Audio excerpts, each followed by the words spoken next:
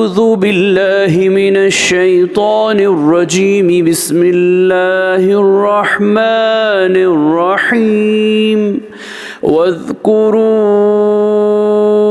إذ أنتم قليل مستضعفون في الأرض تخافون أن يتخطفكم الناس فآواكم وأيدكم بنصره ورزقكم من الطيبات لعلكم تشكرون। सूरह अनफाल आयत नंबर 26।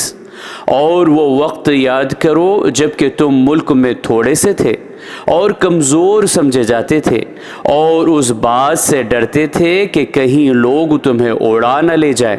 फिर अल्लाह ने तुम्हें रहने के लिए जगह दी और अपनी मदद से तुम्हारी ताईद की और तुम्हें खाने के लिए पाकीज़ा चीज़ें दी ताकि तुम उसका शुक्र करो।